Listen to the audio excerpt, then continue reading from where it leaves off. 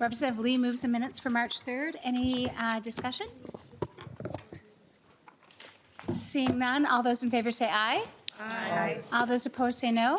The minutes for March 3rd are adopted. Thank you, members. Since we have a lot more testifiers this time, I thought we would go over quickly some of the rules of the committee because folks may be new here. So we appreciate your interest and participation in the legislative process. We ask for your cooperation in maintaining decorum and civility throughout the hearing. For the safety, security, and comfort of all the attendees, please note the following guidelines. Signs and place cards are not permitted in the hearing room. Verbal outbursts, shouting, or disruptive behavior will not be tolerated. Applause or other audible demonstrations are not allowed. For safety reasons, standing or sitting in walkways and aisles or standing or obstructing at your chair is prohibited. If you require any accommodations, please speak with our sergeant staff identified by the gold ties. Troopers and house security personnel are present to ensure everyone's safety. And if you receive an entrance ticket, please retain it as it may be required for re-entry if you leave the hearing room. Really appreciate folks cooperating with this. We want to run our proceedings efficiently and safely. So with that, the first item we have on the agenda today is a presentation from the Violence Prevention Project Research Center. And we have Dr. Jillian Peterson and Dr. James Densley here. They do research. Their research center is based at Hamline University. The center is dedicated to reducing violence through evidence-based approaches, and they've conducted many large-scale research studies. Dr. Peterson and Dr. Densley are here today to present research around the mass shooting epidemic in our country, along with a look into school shootings. Copies of the slideshow are in your packet. But members, I just really want to acknowledge that this is a really difficult topic and a difficult presentation to listen to that we'll be covering, but feel like it's really necessary for our committee to have the information as we look how to keep our students safe in our schools. So with that, Dr. Peterson, Dr. Densley, welcome to House Education Finance Committee, and thank you so much for being here today and being willing to share your research. And now that you're already settled in at the table and we're all queued up, go ahead and state your names for the record and proceed. Madam Chair and members of the committee, my name is James Densley. And I'm Jillian Peterson. Thanks for having us. Yeah, it's a great honor to be here. And I also, as you'd mentioned, want to reference, I think, why we are here, because of terrible tragedies that have occurred here in the state of Minnesota, and they do weigh heavy on all of us. And that is something that we will be talking about and putting a little bit of research context around here today. So the Violence Prevention Project Research Center, as was mentioned, is based at Hamline University, and we are a non-partisan, non-profit research center. And our goal is to generate knowledge and information that can be of use to practitioners and policymakers. And so this opportunity here today is directly aligned with our mission, which is to try and speak directly to the public in a way that can inform decision-making. We are driven by the data and by the research, and that is what we are here today to talk about. Our research into the life histories of mass shooters in the United States was a project that began in 2017 and has continued ever since. In 2018, we received funding from the National Institute of Justice, which is the research arm of the Federal Department of Justice. This was under the first Trump administration, to conduct life history research into mass shooters in the United States. We built a database of mass shooters, anyone who had killed 4 or more people in a public space. That was the definition that the federal government was aligned with at that time. And then we also conducted interviews with perpetrators of mass shootings who were incarcerated, with family members who knew those perpetrators, with survivors of shootings, with victims' families, with first responders, and with others. We spent time in the communities where these tragedies occurred.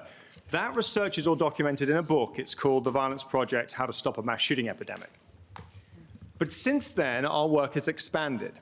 In recent years, in part thanks to funding that we received from the Minnesota legislature in 2023, we were able to expand this research to look at all different forms of violence in society. We now have databases that track homicides of any form when they have occurred, not just mass shootings, not just with firearms, but any form, in a variety of different institutional settings. That includes a house of worship, that includes workplaces. We're building one at the moment which looks at hospitals. But we also have within this college and universities, and of particular importance to this audience, K-12 school settings. Now, before I pivot to the actual data and the findings, I want to just make a few clarifications clear. So within this database, we have nearly 400 cases of homicides that have occurred in a K-12 school between the year 2000 and 2025. So that is after Columbine. That was deliberate to look at the period since then to the present day. Of that data, we have hundreds of people who have been killed and hundreds more who have been injured. But only a small subsection, about 8% of that database, will be what we would call active shooter scenarios. Active shooter is a definition used by the FBI, somebody moving indiscriminately, killing through space. However, those active shooter cases account for 26% of the deaths in the database and 60% of the injuries in the database. So they are a particularly deadly and tragic form of violence. Now, within the definition of active shooter, there is also another definition, and that is for mass shooting cases, which we're defining as 4 or more people killed. So for instance, the Annunciation tragedy would fall under the active shooter scenario, but it doesn't fall in the 4 or more killed category. This is not to put any in a hierarchy. It's just definitional for data purposes and the way these things are coded.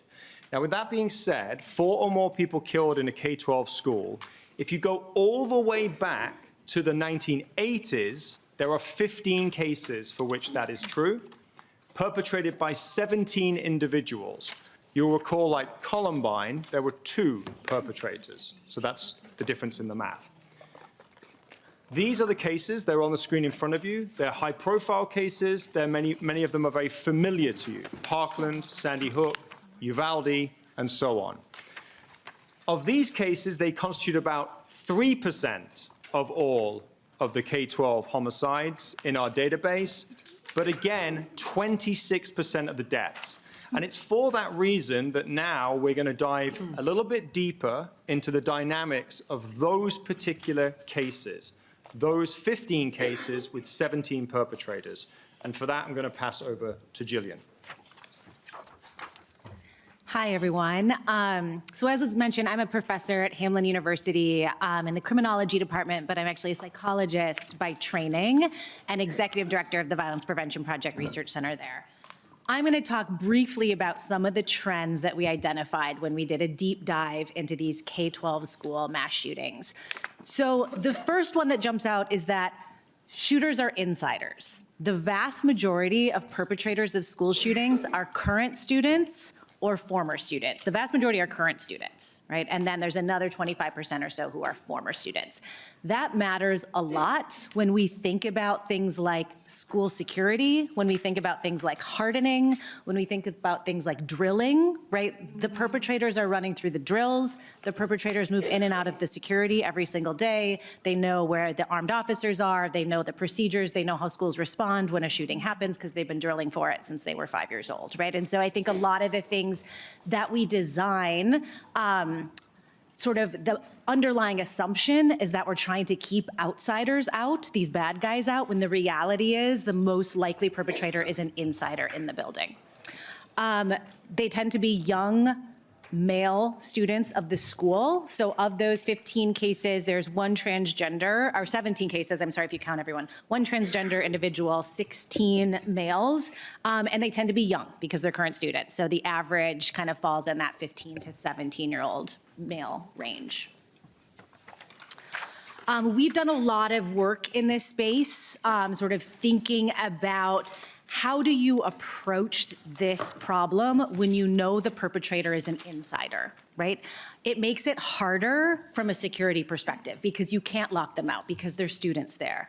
But it actually makes it easier in a way from a prevention standpoint because these are actually young people that we're seeing every single day and people can notice warning signs and build systems to sort of respond to those warning signs.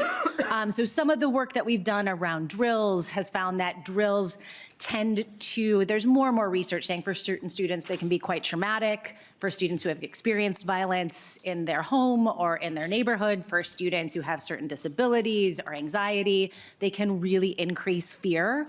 And we now have a couple of cases where we know that the perpetrators of school shootings became initially fascinated by school shootings from running through drills at a young age. And so there is this sort of social contagion piece of it that I think we have to be really cognizant about.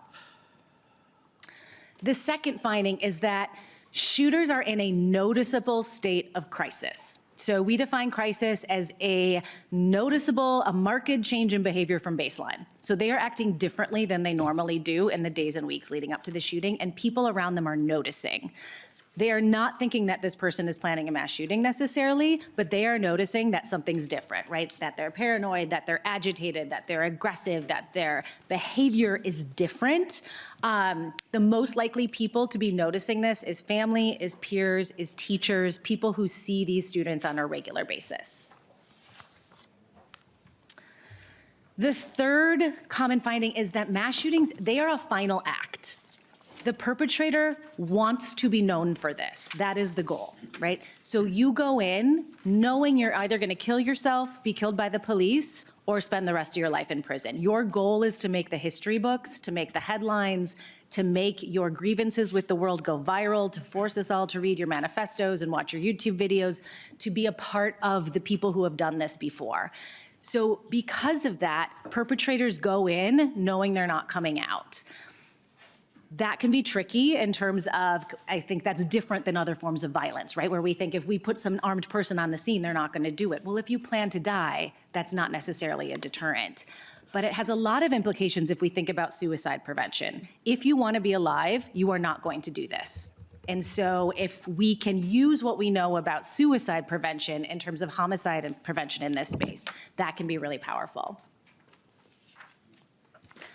The fourth common finding is that shooters study other shooters. They spend a lot of time reading about, watching, delving into spaces that really celebrate previous mass shooters. They're often connected more and more so in online spaces, Discord rooms, Reddit threads, where mass shootings are really celebrated, where violence is seen as a solution, where people are sort of pushing each other towards violence, and where previous perpetrators are very much heroized. They see themselves in previous perpetrators, which I think is why we tend to see the same profile emerge again and again, and they want to be a part of this group, right? They want to be the ones heroized in these spaces afterwards.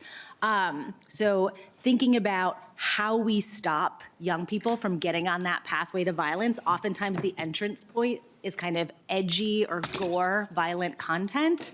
And then algorithmically, you are quickly moved into spaces, whether you like it or not. And so thinking about the role of social media companies, I think, in some of this radicalization process is important to be thinking about. Fifth finding. Perpetrators tell other people they're going to do it before they do it. The official term is leakage in the criminology space. That just means kind of telegraphing your plans in advance. When it comes to school mass shooters, 94% tell somebody in advance that they are going to commit violence. This could be an online post. This could be in person. The most common way they do it is they tell a friend. Or a peer, not necessarily a friend. We've had cases where dozens of students knew that something was going to happen and nobody told an adult. That is your prime space for intervention.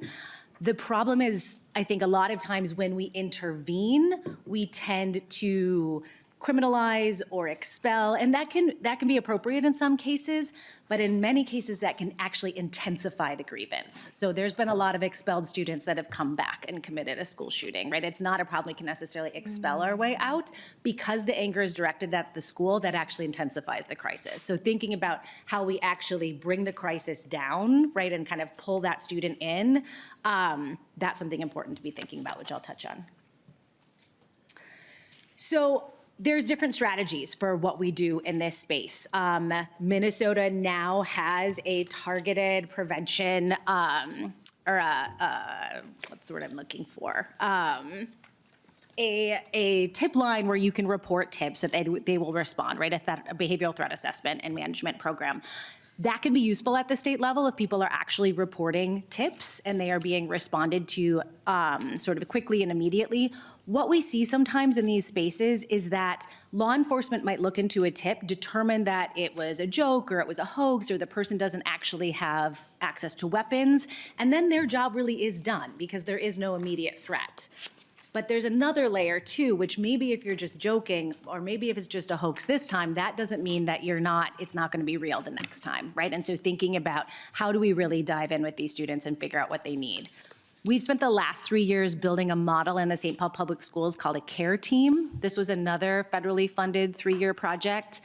The CARE team was essentially a threat assessment team rebranded to kind of be softer and gentler, essentially, to make it so teachers and parents and mental health professionals felt more comfortable reporting kids, not because they thought, this middle schooler was a threat, but they thought that something was really wrong with this middle schooler and they were in need in some sort of care. And so what you want is collaborative spaces where you have school security, you have mental health, you have administration, you have people from the community, all gathering information, all trying to get at the root of what's going on with this student, building an intervention strategy, and then following up and seeing if it's working. A lot of this is just about kind of communication and information sharing. What we find is when things go wrong and it's the worst case scenario, a lot of times there was lots of different people holding a piece of the puzzle and that just didn't get put together until it was too late.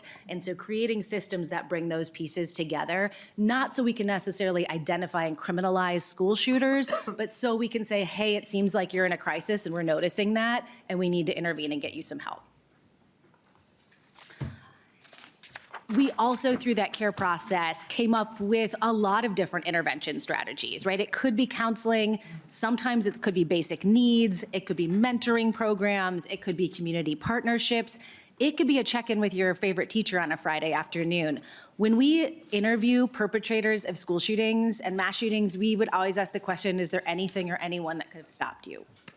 And every single time, the answer was yes, right? Like one guy even said to us, I think anyone could have stopped me. Right, and so I think sometimes we can get caught in these yes, we have all these big policy things to think about and talk about, but when a school mass shooting gets averted, it's typically a human connection. It's typically someone connecting and getting them through a crisis. And so how do we create schools where we are doing that with kids on a daily basis? The final finding is that because perpetrators are young, because they tend to be students of this school, they are not legally able to purchase firearms due to their age. There are some exceptions to that, of course, but for the most part, they can't. So they take guns from family members, usually, sometimes friends, sometimes straw purchases, but most likely they're taking unsecured guns from family members. We've started to see more criminal prosecutions in that space of family members who were not safely securing their firearms and they were used. But safe storage strategies can be really helpful here. And what we know from research is the best way to change someone's behavior around safe storage is a conversation with somebody they trust, right? And so how do we empower principals and pediatricians and people to be having those conversations, especially if you have a kid who's showing high risk? So in terms of what this all means, and again, we wrote a whole book about this, I could talk for hours, but very briefly what this means. Because perpetrators are insiders, we have to think beyond doors and drills and kind of the reactive stuff we've been doing to reduce casualties and really get at true prevention. Because shooters are in crisis, things like knowing the signs of a crisis, having everybody trained in crisis intervention, having reporting systems, knowing where to take that information. The fact that these are final acts means that suicide prevention strategies can be really helpful. And essentially everyone in this school, right? It's not necessarily just the counselor with the letters behind their name that is the right person. It could be the football coach, it could be the shop teacher. There's been cases where a janitor talked down a perpetrator, right? So making sure that everybody has the skills to be able to do that. The fact that shooters study other shooters means thinking about how do we help young people navigate social media and their media consumption? How do we inoculate kids from going down those dark pathways? And potentially, how do we hold social media companies a bit more responsible from stopping kids from going down some of those really dark pathways? The fact that perpetrators leak their plans means things like behavioral threat assessment and management can be useful, whether that's big at the state level or at a local school level and having your own type of internal system. It means you need reporting systems. Anonymous reporting systems we know are really useful. Kids don't like to tell on their friends, and so if there's a way for them to do that anonymously, and also just strong relationships between kids and adults in the building can really increase reporting. And then finally, things like having conversations around secure storage and potentially using extreme risk protection orders in cases where a kid is really at risk and there's firearms in the household. And just lastly, I think one thing that we are very clear about, there is no one solution to this problem. I think sometimes we can get caught poking holes in different solutions and be like, well, this one isn't perfect, this one's not gonna solve it. There is no one thing that's gonna solve this. So we like to use this idea of a Swiss cheese model, right? When you start layering imperfect solutions on top of each other, the holes start getting covered up. So we're not going after what is the one solution that's gonna solve all this, but here's 30 different things we could try, and if we start layering them, maybe we will start to have a real impact. So we started this conversation about the different forms of violence that affect schools. I want to share now very briefly some other findings of research that we've been involved in, looking at the changing nature of homicide in the Twin Cities.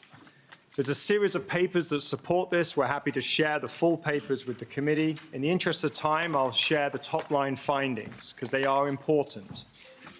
You might recall that during the pandemic, there was a nationwide spike in serious violence. There is now a trend in it going down, which is much better, but we were interested in what was potentially driving that spike, particularly here in the Twin Cities. We conducted research in prison where we interviewed homicide offenders. Some of them were teenagers who had perpetrated these crimes during that time and were those in and out of the school system. Some of the things that we found is that these were individuals with existing vulnerabilities, that they were accelerated by the institutional gaps that were created during the COVID pandemic and the murder of George Floyd. A lack of trust in our institutions, but also a lack of access to our institutions. Kids weren't in school, they weren't in after-school programs, they weren't in extracurricular activities, instead they were on the streets. And everyday conflicts were escalating and spilling over into violence. Why this is important is because we've just had a very long presentation about the exception, not the rule, when it comes to serious violence in schools. The rule is the vast majority of school violence is the spillover of community violence. It tends to occur in the places that we don't talk about, parking lots, sports events. It tends to occur when community struggles, such as gangs, are then being faced in the school building. So when we think about school safety, it has to be multifaceted, and it has to approach this from not a one-size-fits-all perspective, but recognizing that different problems need different solutions. However, what was common is in the perpetrators that we interviewed, they were definitely dealing with the same existential crisis of self. That this lack of empathy, this lack of understanding of who I am in the world, this desperation was a common through line in both the everyday homicide offender and the high-profile mass shooter. So I'll close with one other thing, which I want to leave you with because it's important for the work that we do. The ripple effects of this violence are huge. We conducted a national survey of 10,000 Americans. You know when you hear the things on the radio when someone does a poll, it's usually at best 1,000. This is 10,000, which gives us a lot more statistical power to draw inferences. We defined in this particular study a mass shooting just as 4 or more people shot, not 4 or more people killed. And what we found is that 7% of respondents said that they had been physically present on the scene of a mass shooting in their lifetime. 2% had been physically injured. Now, among those who'd been exposed to the many forms of gun violence that we documented in this study, there was an increased mental health impact. Many people were living with, in some cases, extended periods of post-traumatic stress, anxiety, and depression, which was changing their routine activities. There is now a fear of being in public spaces because of the impact of gun violence. This is especially true in K-12 school settings. What we found in this study is the generation that is the most impacted by this level of gun violence is the youngest generation. They are the ones who are having this put on them on a daily basis. So that's the challenge, I guess, is to do right for the youngest generation, which is why we're having this conversation in the Education Committee. And so with that, thank you very much for your time. We appreciate it. Thank you so much, Dr. Densley and Dr. Peterson. With that, we'll go to member questions. I think Representative Quam raised his hand first. Thank you, Madam Chair. And some clarification on the data sets. You defined a data set of 15, but a few slides later, you brought up the Grover Cleveland, which was outside that data set. It'd be nice if you can let us know what portions of data set you're using for which slides. And then of the 10,000, what proportionality were from rural or small towns? Good questions. So the Dr. Peterson? Oh, sorry. Yeah. No worries. So yes, all of the data that we talked about in these findings was based on those 15 mass shootings. We did use this because this is sort of a strong illustration. This case is not actually in the data, but a really nice sort of illustration of someone saying, I committed this shooting because I wanted to die, which is why it's used on the slide. But all of the data was from that mass shooter study. And then with regard to the other question, it's a nationally representative survey. So it matches through a synthetic sampling frame the population of the United States. So it perfectly matches the whole country. Representative Quam, So follow yes, up. it does represent rural communities in that sense. Representative Quam, follow up. Yeah, just if you can give, because I believe it's over 50% live in a metro, and any clarification of their data of, metro or large city versus small town, and there are sometimes different dynamics that are involved. I was just curious about those details. Thank you. Dr. Densley, anybody want to respond? No? I would say we can certainly get you that data. I'm happy to send that for you. We can pull those numbers. Thank you. Representative Lee. Thank you, Chair. Yeah, I guess my question is, it seemed like there was, someone alluded to social media kind of maybe driving this, but I'm just also curious if you looked into like the why, and it seems like there's like a lot of anger to result in this kind of an output. And so if you could comment on that. Sure, I can take that. Dr. Peterson. What I would describe these as angry suicides, right? So one sister of a perpetrator we interviewed talked about how her brother, who's a very well-known perpetrator, went from kind of being like, what's wrong with me? Like, why am I like this? Why don't I have anything? Why don't I have friends? Why don't I have a girlfriend? What's wrong with me? To whose fault is this? And the way that he got there was through an online site that was kind of very misogynistic and hateful towards women. So I think what we find is that it's people who are angry or people who are depressed, despair, suicidal, looking for who to blame. And some people pick a gender, some people pick a religion, some people pick a race, but it's like, this is who I blame for my problems. And so I'm not just gonna kill myself, I'm gonna take all these people with me, so I force people to see me and force people to see that rage and that anger. So certainly that is absolutely a big factor here. Representative Hudson. Thank you, Madam Chair. My question is just kind of regarding correlation as opposed to causation. So some of the things that have been noticed amongst the data set of the perpetrators of these shootings have been things like exposure to prior shooters, exposure to social media, having access to firearms, and those are certainly alarming correlations. My question is, when you look at the larger control group, when we got 50 million kids approximately in public education who very well may have those same correlations but don't engage in these behaviors. What's your research indicated as to the extent to which these factors are causal versus just correlations? Dr. Densley or Peterson? I can start. And then, I mean, so this is the problem with social science research in this space, right? You cannot do causal research. We can't set kids up in certain ways and then have a double-blind experiment and see who does a mass shooting, right? It will never happen. So the best research we can do is causation. We do have a control group problem here, for sure. We've spent a lot of time actually thinking about who is our control group, right? Is it other forms of violence? Is it the general population? Is it boys of a certain age? That's a constant problem that we're constantly thinking about. We're actually really trying to understand right now for kids who engage in these really violent online spaces, like how do we identify who is the most at risk and who's not?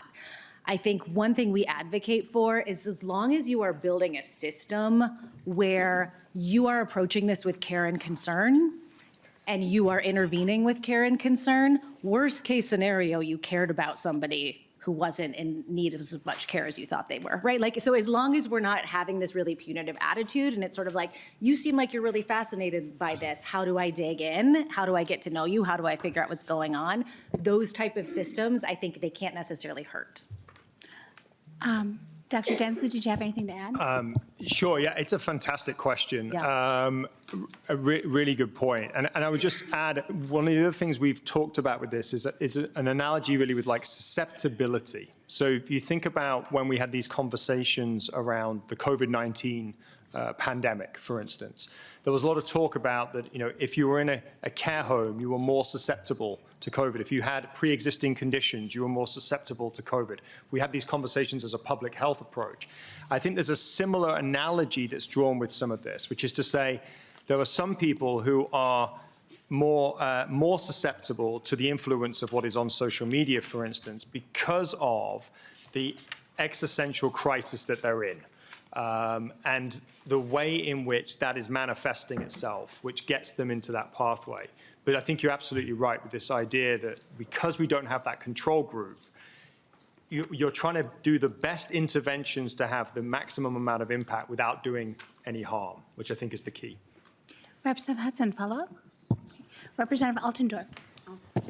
Thank you, Madam Chair. Thank you for the presentation. One question I had is, out of your study and the people that you had looked at, is there a common thread like with toxology reports?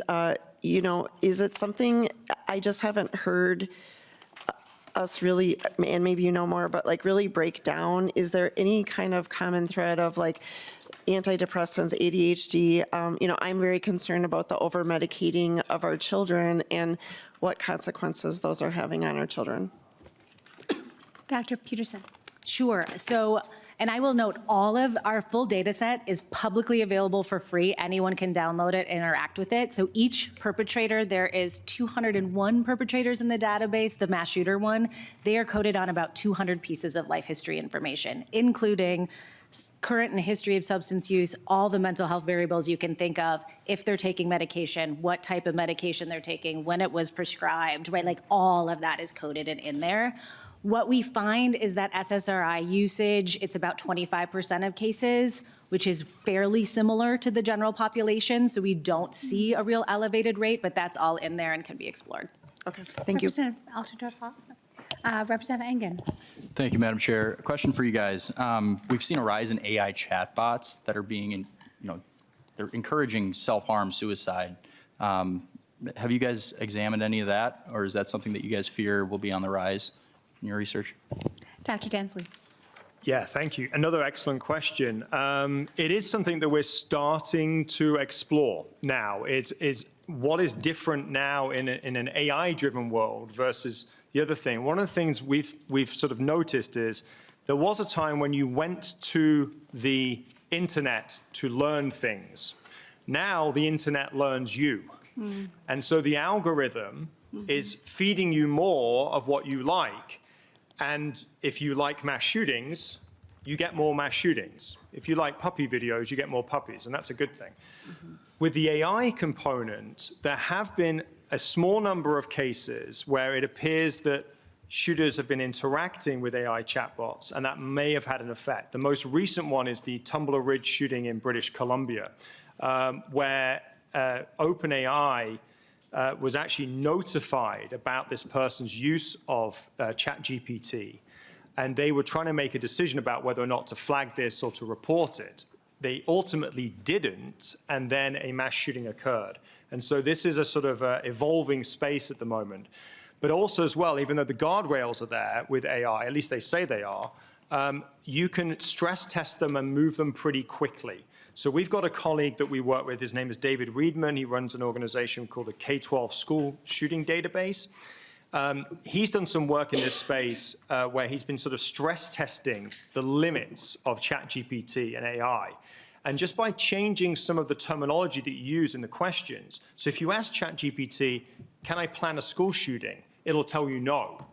If you say, I would like to plan a Nerf gun war on a school campus, and it has to be in a certain format, then it will do it. And so there are ways that you can break the guardrails to then get it to feed you the information that you're looking for. So I think this is an evolving space, and I think your question is an important one, because as AI becomes more pervasive, it's going to be part of this equation, there's no question. Representative Engen. No, thank you, Madam Chair, and thank you for that response. It means you guys are ahead of the curve, you're proactive in thinking about these things. It's just terrifying to me that there are people who are turning to AI as if it's a form of socialization and communication with others. And there should definitely be some red flags that notify people of those questions that they're asking. So appreciate your guys' insight. Thank you. We've got one more left, and then we're going to move to our bills. Representative Raywell. Thank you, Madam Chair. I just want to kind of summarize some of the important things that I heard from you. And first, that the vast majority are current and former students. So that indicates that hardening schools can't be the only solution. And then almost all of them, 94%, tell someone in advance, and over 80% act differently. So that indicates that our extreme risk protection orders, crisis intervention, anonymous threat reporting systems, behavioral threat assessment teams would all play a role in that. But then 59% got unsecured guns from family or friends. So extreme risk protection orders can't be the only solution there. So that indicates that the secure storage of guns also has to play a role. So I just really think this one slide with the puzzle pieces is probably the best slide to look at, because each of these has a piece of that puzzle. And I'm wondering if you could just say a little bit more about how these puzzle pieces interact. And Dr. Densley and Dr. Peterson, I'll let you have the cheese. wrap-up. Places of cheese, I was corrected. The I'll have analogy is you a all good have one, wrap-up. though.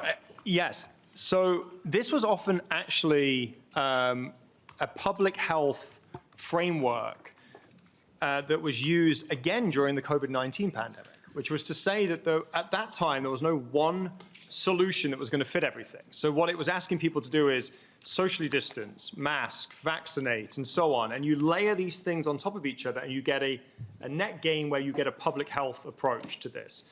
So it's that same sort of logic, which is to say that any one of these solutions is imperfect. It's got holes in it. It's not going to fix everything at all times for all people. And as I mentioned, there's many different forms of violence that occurs within a K-12 school setting. The solution that fixes gang violence that spills over on the street might not necessarily fix the active shooter scenario of that suicidal student that's planning a murder using ChatGPT, for instance. But if you layer the different imperfect solutions on top of each other, the holes start to fill in and you get toward a more perfect solution. So in many ways, this was sort of our way of saying, we know that the politics is difficult on this. We get it. We watch the news. We understand. We know there are divisions on party lines sometimes. We're not searching for the one ring to rule them all, right? My Tolkien reference, I am an Oxford grad. We are searching for solutions that when you layer them on top of each other can get us toward the one thing that we all agree on, and that is that kids need to thrive in schools, that kids deserve to be safe in schools. Families shouldn't be afraid to send their kids to school. And in doing that, we honor the victims of the past tragedies and of the survivors that are living with both seen and unseen wounds from these past events. So that's the idea behind this, which is, is there an opportunity to get behind imperfect things that aren't going to meet every solution, but if you layer them on top of each other, you get toward a better option. That's the idea. Representative Lee, only if it's really quick, because I want to move to the bills.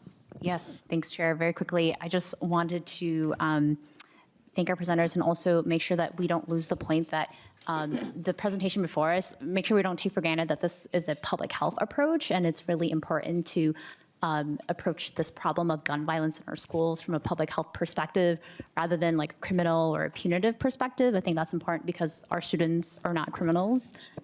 So want to make sure that that's the takeaway from this.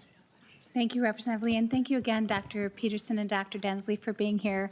We really appreciate all the work that you've done. I'm sure it's heart-wrenching to do this work as well, so thank you so much. With that, members, we're going to move on to Representative Greene's bills. And while she is getting ready, we'll have Tim Strom has some handouts to go over, I believe. Madam Chair, members, I know your time is quite limited today.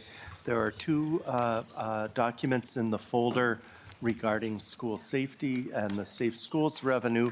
The first is a 3-page handout that talks about the revenue, shows the functional spending across the different areas, and then shows other state aid approaches in addition to the Safe Schools levy that have been used over the last 10 years to fund safer schools.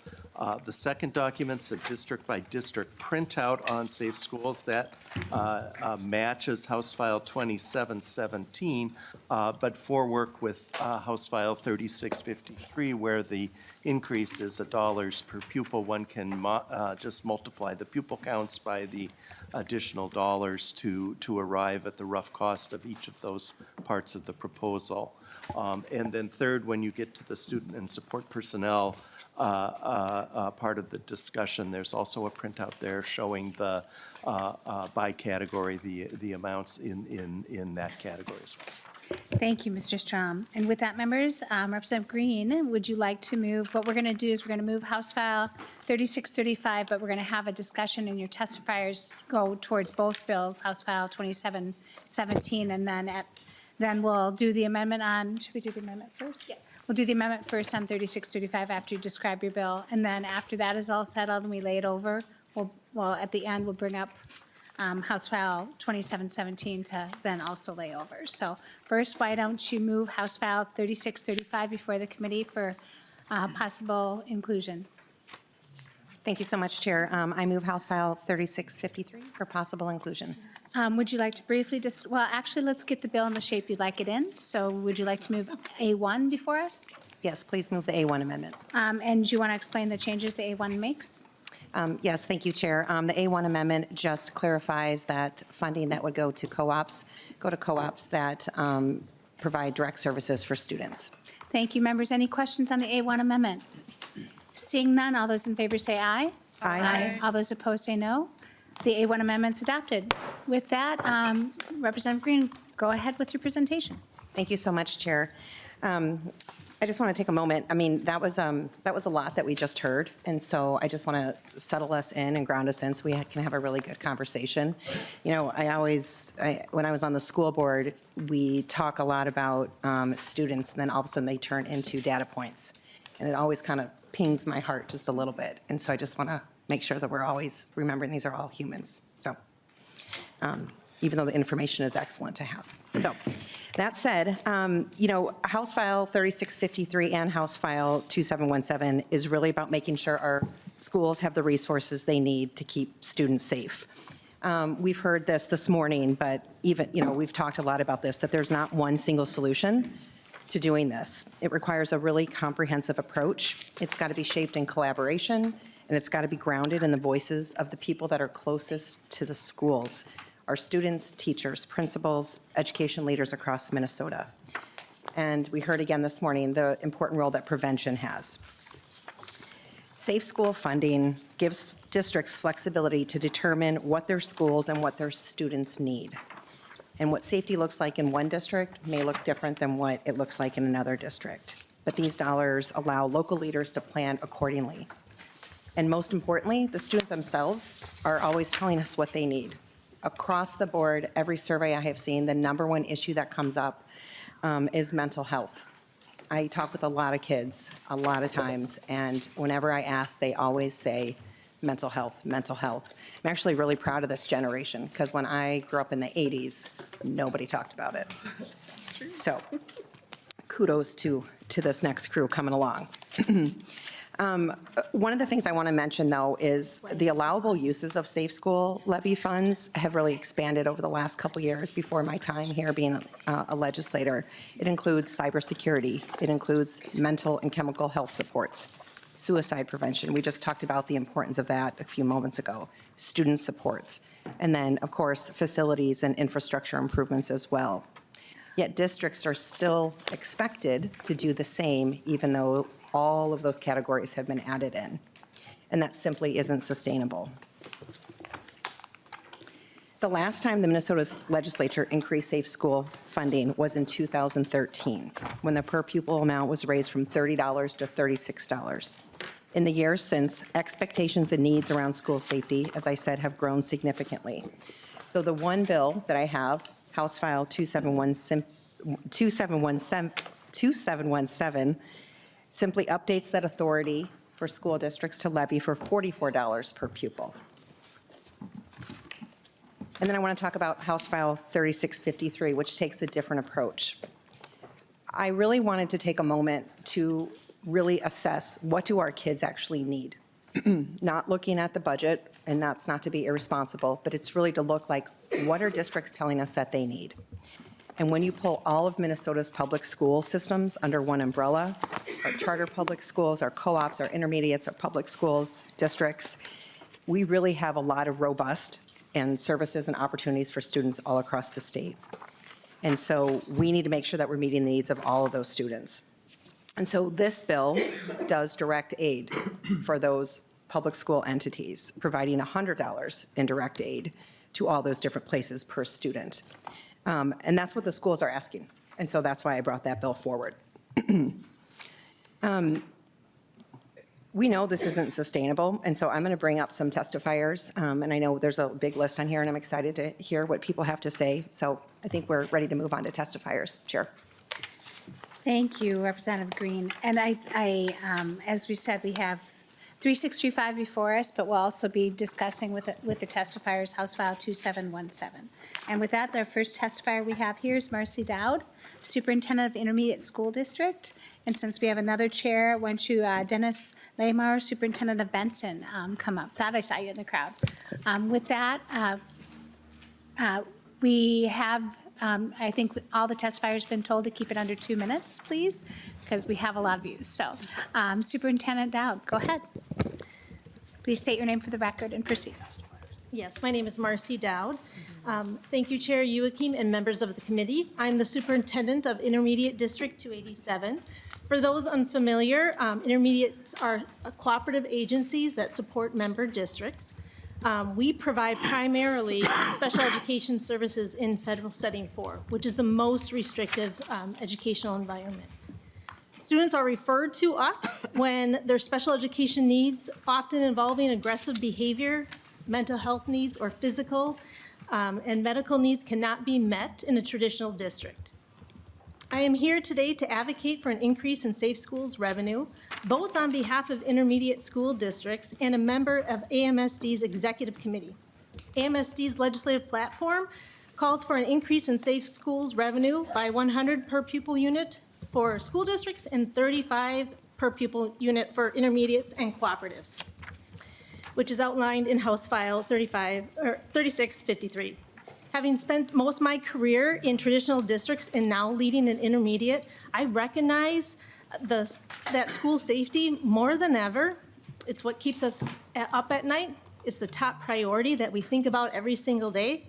However, how we achieve that is different, and it's important that this funding is flexible to meet local needs, whether it be through physical security supports or mental health. Our district employs a multi-layered approach to safety, much like the Swiss cheese you just heard, fundamentally built on strong relationships and mental health support. We reinforce this foundation with student safety coaches and behavioral specialists who are essential in supporting our students when they become dysregulated or aggressive in our schools. Given the population we so proudly serve, we experience multiple incidences, critical incidences, in mental health crisis on a daily basis in all of our buildings. We also provide a therapeutic teaching model in collaboration with Wilder Foundation. This model combines intensive therapy units within the educational environment for those that are experiencing chronic mental health needs. Student support aid funds this model as well as Safe Schools revenue. Safe Schools funding has enabled us to upgrade physical security measures, including installations of weapon detection systems, much what you all went through today. We also invest in emergency notifications for internal and external threats, as well as enhance our cybersecurity to support and protect our student data. Despite all of these layers, the need to address both the physical and psychological needs of our students is critical. We need to have a safe learning environment for our students. I also have to acknowledge the funding that we get for Safe Schools only covers a portion of all of those layers of safety. I want to thank you for your support and increased funding on this need to keep our schools safe for our students. Thank you, Superintendent Down. Since you were speaking for AMSD too, I'll let you go a little bit over. Superintendent Laumeier. Madam Chair and members of the House Education Finance Committee, good afternoon and thank you for your time. My name is Dennis Laumeier and I proudly serve as Benson Public Schools Superintendent. I'm here today on behalf of MESA, MREA, and MSBA to testify in support of House File 3653 and House File 2717, legislation that would increase and strengthen Safe Schools funding for Minnesota schools and cooperatives. Safe Schools funding plays a critical role in protecting our students and staff, which we just heard about. However, that funding has not increased since 2013. In that time, the cost of maintaining safe and secure school environments has risen significantly. At Benson Schools, we use our Safe Schools funding to help cover the cost of our school resource officer. Since 2015, the cost of our resource officer has increased by more than 37%. When the program began, Safe Schools revenue covered that expense. Today, it does not cover half. We now must use general fund dollars to make up the difference, dollars that would otherwise support classroom instruction and student programming. What would additional Safe Schools funding do for Benson Schools? With additional funding, Benson Schools would prioritize student safety and well-being by fully funding our school resource officer, by adding additional social workers, and adding additional school safety measures. Without additional funding, districts are increasingly forced to make difficult decisions. Do we direct limited resources toward academic programming or toward student safety and security? Student safety, of course, must always come first. A safe, secure environment is a foundation for learning. But safety funding should not come at the expense of classroom opportunities for students. These bills increase Safe Schools funding so that it better reflects current costs and inflation. They also provide important flexibility, allowing districts to determine how best to meet their local safety needs, whether that means supporting additional personnel, investing in student mental health services, strengthening secure entrance, or enhancing other facility safety measures. Additionally, these bills expand revenue access to cooperatives districts that share responsibility for our student services, and they increase the minimum revenue amount for a smaller district like ours. For schools like ours, that minimum matters. It ensures the funding is meaningful enough to truly make a difference. Schools are grateful for the Safe Schools funding program, but without updates, it no longer keeps pace with the realities we face. These bills recognize that school safety funding is not optional, it is foundational. I respectfully encourage this committee to support House File 3653 and House File 2717 to ensure safe and secure learning environments our students require. This funding is not just a request, it is a necessity. And finally, I just want to reiterate what was stated here earlier by our wonderful researchers, that kids deserve to be in safe schools. This funding will allow that necessity. Thank you for your time and consideration. Thank you to Superintendent Lamar. Since you were also talking for MREA and Mass, I let you go a little bit over, but for the remaining testifiers, please keep it under 2 minutes. Thank you. Next up, we have Nicole Woodward and Joy Shinan. Thank you, Madam Chair. Go ahead and state your name for the record and proceed. Yeah, thank you, Madam Chair, members of the committee. My name is Nicole Woodward, and I'm the Executive Director of the St. Croix River Education District, a cooperative unit serving 6 member school districts in Greater Minnesota. I am testifying today in support of House File 3653, a bill that would provide much-needed Safe Schools aid that would directly benefit the student programs we run in service to our member districts. Under the current aid model, any costs associated with making our Setting 4 and transition programs safe and secure fall back to our member districts, putting increased financial strain on districts whose budgets are already spread too thin. As a result, these member districts are faced with an incredibly challenging decision in investing in their local needs or those in the programs operated by the cooperative. They shouldn't have to choose. Our safety-related needs are just as substantial and varied as an independent school district. Recent examples identified in our system include walkie-talkies, student support personnel, reinforced secured entrances, doors enhanced with delayed egress, crisis prevention programs, strengthened infrastructure for cybersecurity, protective Kevlar clothing for staff, and even a fence to prevent our most vulnerable students from accessing a nearby lake and busy highway. Last year, district budget constraints paired with a grant application that went unapproved resulted in several of these needs going unmet. As a result, our students and staff continue to work in environments that are less safe and less secure than they deserve. We need this aid. We need it to be intentionally and directly distributed to cooperative units, and we need the authority to use it flexibly to meet our unique needs. Approving this bill sends a message that the safety of all students and all educators is a top priority, regardless of the type of organization that serves them. Thank you for your strong consideration of House File 3653. Thank you. Now I think I have it right for a change. Executive Director Chinan. Thank you. Good afternoon, Madam Chair and members of the committee. My name is Joey Chenyan. I'm the Executive Director of the Minnesota Association of Charter Schools. I will get it right, I promise. Thank you for this opportunity to testify. Minnesota has over 170 chartered public schools serving over 70,000 students, about 8% of the state's public school population. Our students are diverse. Roughly 66% are students of color and American Indian students. Over 60% qualify for free or reduced lunch, and 25% are English language learners. School safety is a top concern for students, families, and educators. From community violence and firearm concerns to SRO gaps and cybersecurity threats, the challenges are real and growing.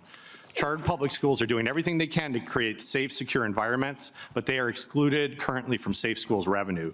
Traditional districts currently receive $36 per pupil for local safe school revenue through the levies, but chartered public schools are excluded because they cannot levy.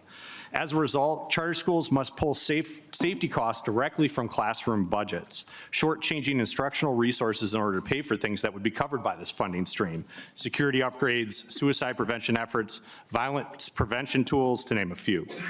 There are many ideas currently being discussed about how to provide and expand school safety funding to include more types of schools. There are areas of agreement and areas of disagreement, but one common theme has emerged: that charter school students should receive this funding. This is reflected in HF 2016, a bipartisan bill that received a hearing last year. We sincerely appreciate Representative Greene's bipartisan work on this issue to move this issue forward and to find a practical solution. All Minnesota public school students, including the 70,000 who attend chartered public schools, deserve equal resources for safe school environments. There is bipartisan support for addressing this inequity by including charter schools. Charter school students deserve safe school funding this year, not next year, not someday. We respectfully request that the legislature fix this unequal funding structure and provides equitable safety aid for charter public school students at the same amount that district schools receive. Our students deserve fairness. Our families deserve peace of mind. All public school students deserve equal resources for safe learning environments. Thank you. Thank you. Next up, we have Dr. Megan Forget and Tim Benz. Why don't you join us at the table? Once you get settled, go ahead and state your name for the record and proceed.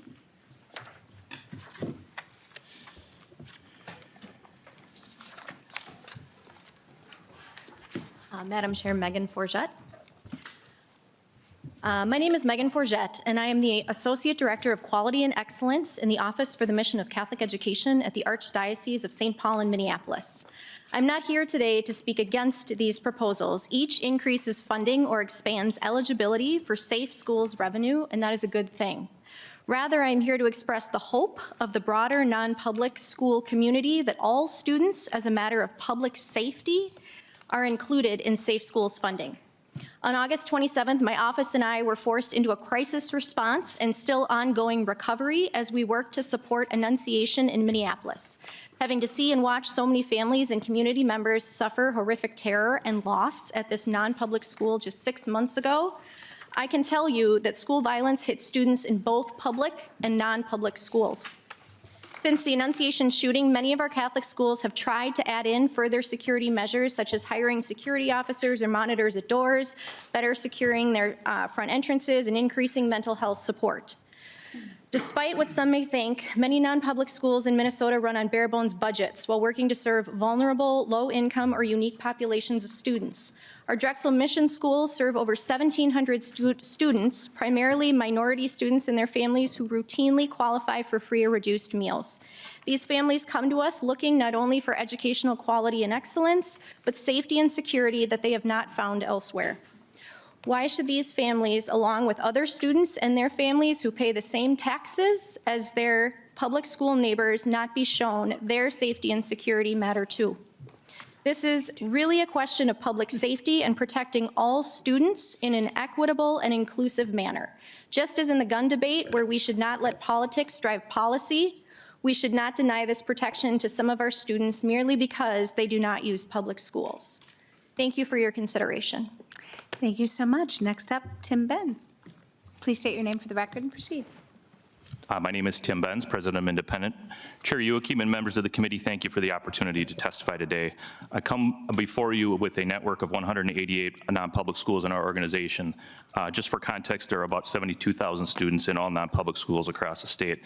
I'm here to express concern about House Files 3653 and 2717, which extends school safety and security funding except for students in non-public schools. Beginning in 2020, Independent and our fellow non-public school partners have advocated that school safety and security funding must include students across all sectors of our educational system.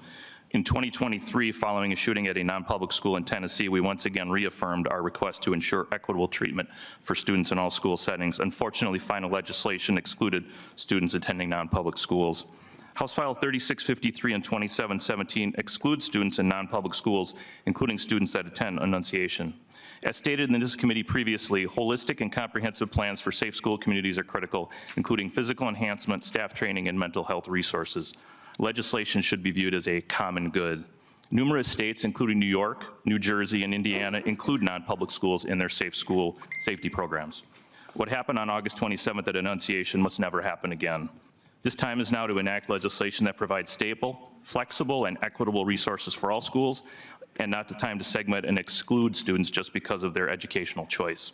Students are students, and every one of them deserves a commitment to a safe and secure school experience. Thank you for the opportunity today. Thank you. Next up, we have Mike Rogers and Shannon Peterson. Once you get settled, please state your name for the record and proceed.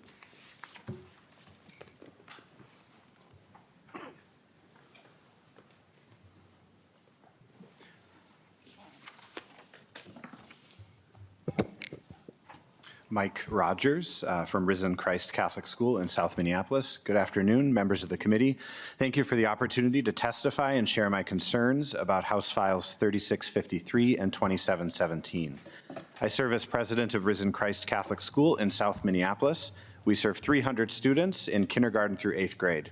Our school community is vibrant, diverse, and deeply committed to academic excellence and faith formation. 9 out of 10 of our students qualify as low income, and 99% are students of color. Like every school in Minnesota, we face real challenges, and like all schools in Minnesota, we see the protection of students entrusted to our care as a primary responsibility. Our teachers and staff work hard every day to keep students safe. We also have plans to enhance security and student safety. Of course, these plans cost money. That is why I'm here with serious concerns about House Files 3653 and 2717. While these bills propose meaningful investments in school safety, they exclude non-public school students. I strongly encourage the committee to include all students. Non-public school students already receive textbook aid and transportation aid, just like public school students. Our students receive free meals, just like public school students. But when it comes to safety and protecting children, why are we suddenly proposing to treat them differently? Risen Christ is located just 2.5 miles from Annunciation. We have staff members whose own children were inside Annunciation Church on August 27th. The names of some of the children who were injured in the attack are familiar to us. These are our colleagues, our families, and our friends. I cannot think of a justifiable reason to exclude non-public school students from this funding. All children in all types of Minnesota schools are our children. I strongly urge that any school safety legislation must be inclusive of all students. School safety should not depend on whether a child attends a public, non-public, or charter school. Every Minnesota student deserves protection. Thank you for your time and consideration. Thank you. Next up. Thank you. Chair Joachim and members, my name is Shannon Peterson. I'm the Executive Director of Lakes International Language Academy, also known as LILA. I'm here to urge your support for HF 3653 and specifically for including charter schools as eligible recipients of safety aid. Charter schools are public schools. Our students are Minnesota students and their parents do pay taxes. Yet charter schools receive only about 70% of the total public funding available to traditional districts. Because charter schools currently receive no safety aid, essential safety expenses come directly out of our already limited educational funds. To give an example, after the Annunciation shooting last August and the unusual example of a shooter attacking from outside of a school building, some of our elementary teachers experienced significant anxiety at our next lockdown drill because we did not have window coverings on our ground floor classroom windows. We had to remove our old curtains last year to meet updated fire code requirements, but have not been able to replace them in our limited budget. The cost will be more than the cost of one teacher's annual salary. Still, buying curtains has become an important factor for the peace of mind of our staff and families. In addition, we have a need to hire staff or open time in existing staff schedules so they have the capacity to check in with and connect to vulnerable students who might be considering violence. Addressing mental health needs is also currently a balancing act. Do I eliminate teacher positions and increase class sizes so that we can spend more of our small budget on mental health professionals or curtains? Charter public school students need the same potentially life-saving public school support for their districts, for our schools, that their district school neighbors can currently rely on. I respectfully ask you to support HF 3653 and ensure charter schools are fully included in the Safe Schools revenue. Thank you. Thank you so much. Next up, we have, lost my place. Okay, Javon Wilson, Lanaya Ray, and then on deck, Kate Olson, Alexander Fitzsimmons, and then we go to a final remote testifier.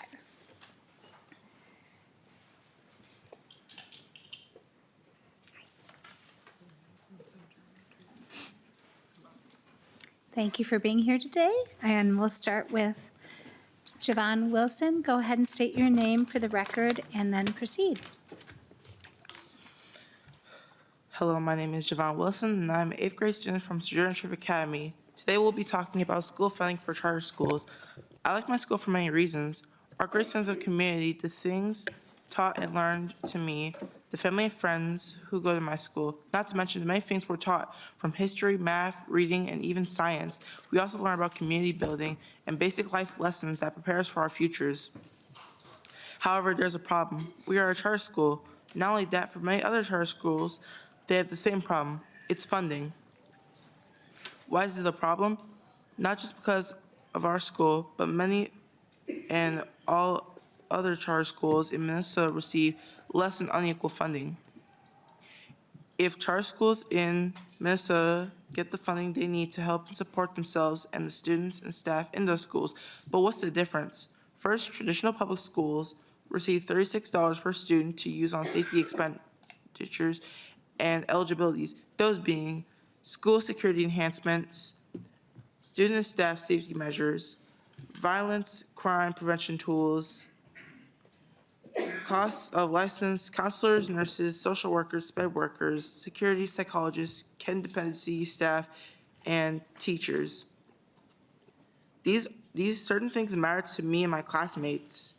These are the things that traditional schools have gotten from the funding they've received, thus getting those eligibilities. This means, unfortunately, the many students and staff who are at these charter schools are excluded from safe school funding, which means many of these charter school students, including me and my classmates, have less safety and no eligibilities to support us, even though our parents pay for the taxes which go to the non-charter schools in Minnesota.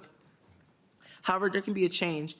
In 2019, the legislature passed a one-time safe school supplemental aid for all school districts and charter schools. Even though this was a one-time safe school plan. You can continue. All right, finishing up. One-time safe school plan is opened the way for an opportunity to help fix the greater future where all schools get the funds they need to help to have top education, admin, and to support the students of our future generation. So in conclusion, this is why we need to pass the plan to provide equal safe school funding for chartered public school students. Thank you for listening. Thank you for your testimony. Go ahead and state your name for the record and proceed. Linnea Ray. My name is Linnea Ray. I am a 7th grader at Sojourner Truth Academy. I chose my school because it's close to my house. I like our diversity and the teachers. My school is different because we have different celebrations for different cultures. My school is a public charter school, and my parents have to pay taxes that go to Minneapolis public schools and help with the safety of Minneapolis public schools when chartered public schools have to take money from their budget to pay for safety aid. And that's not fair. Why are my parents paying taxes for safety and it goes to Minneapolis public schools when I go to a chartered public school? Shouldn't my parents be paying taxes for safety aid to the school I go to, not a whole other school district I'm not even a part of? I haven't personally had an experience with my safety or an experience that has impacted my safety, but my peers have. It still affects my safety though. And we're kind of located in an area where there is a lot of dangerous activity. I remember there was a time when I was in 6th grade and my class was having indoor recess, but some of the boys still wanted to go outside. So my teacher let them. And then they came back saying a car drove by our school fast, and then they started letting off shots, so we had to go on code yellow. I feel like it's not fair for chartered public schools to not receive safety aid and have to take from their own school budget to have safety aid. With the money we can provide, the safety me and my peers need, and for us to be a school with a lot of kids, all of them need to be safe. Charter public schools are excluded from the levies that increase taxes paid for by our parents. Charter public schools should be included in the levies so that there is more equity in how they are funded. $36 per student would go a long way to helping our school. It's almost $14,000 this year. We want the legislator to address unfair funding in part by giving charter school safety aid now. We can't wait. Thank you. Thank you for your testimony. Next up, we have Kate Olson and Alexandra Fitzsimmons.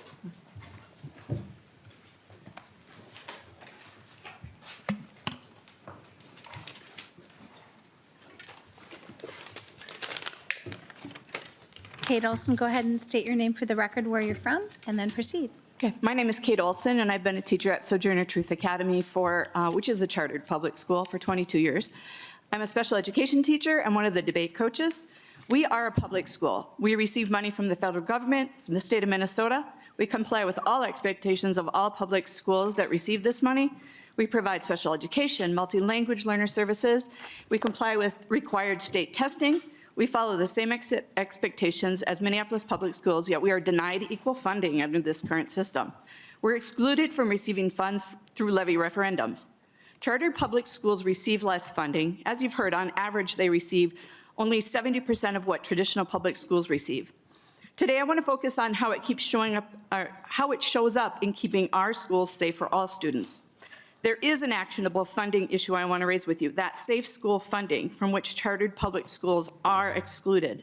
Traditional districts, as you've heard, have received $36 per pupil for a variety of safety uses. Chartered public schools, such as Sojourner Truth Academy, receive none of this money, which is provided through a levy, which is supported through the taxes I pay, through the taxes our students' parents pay. Chartered public schools do not get this funding, and that needs to change. I've been a resident of Minneapolis for 30 years, and I have voted yes on all school levies proposed in Minnesota because I believe all of the students in Minnesota deserve to have what they need to be successful scholars and amazing adults. I have no problem paying extra taxes to meet those needs. But none of that money comes to Sojourner Truth Academy or to any chartered public school within that city. Our school needs to ensure the safety of our students, and we have to find creative ways to pay for these measures. So this shouldn't be the case. There is $36 that should be provided to us for each student in our building. We have 383 students enrolled at Sojourner Truth Academy. We should have $13,788 available to help us ensure a safe school for those students.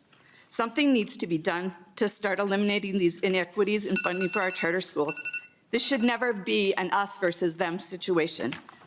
These students are all our students. Thank you so much for your time. Thank you for your testimony. Go ahead and state your name for the record and proceed. Thank you, Madam Chair and members of the committee. My name is Alexandra Fitzsimmons, and I'm the Senior Policy Director with Children's Defense Fund, Minnesota. I'm here to speak in support of House File, my glasses, in support of House File 3653 and House File 2717, because school safety and our children's sense of safety is fundamental to child well-being. According to the 2025 Minnesota Student Survey, only half of 5th graders and about 40% of 8th, 9th, and 11th graders strongly agree that they feel safe at school, while a 2025 Gallup poll found that 41% of parents feared for their child's physical safety at school, showing that concerns about safety exist both at school and in homes throughout our state. Students, families, and our broader community are continuing to heal from the tragedy at Annunciation Catholic Church and School. And the impact continues to painfully reverberate through classrooms and neighborhoods. For many children, it has reinforced anxieties about school safety and underscored the need for communities, educators, and policymakers to provide reassurance, support, and strong prevention programs that foster healing and restore trust. Research, including findings highlighted earlier in this hearing by the Minnesota Violence Prevention Project, shows that many individuals who commit acts of violence exhibit early warning signs. Schools with trained staff, threat assessment teams, and reporting systems can identify those students in crisis and intervene before harm occurs. Prevention also includes educating students and families on safe firearm storage. While schools cannot control what happens in students' homes, providing resources on the importance of keeping guns secured and out of reach reinforces school-based safety efforts and contributes to protecting Minnesota children. By expanding funding and access to Safe Schools programs, House File 3653 and House File 2717 move Minnesota toward a child-centered, comprehensive approach that strengthens both physical safety and emotional well-being. For the health and safety of Minnesota's children, I urge you to support both bills. Thank you so much for your testimony. With that, members, we have final remote testifier, Tony Simmons. Please state your name for the record and proceed.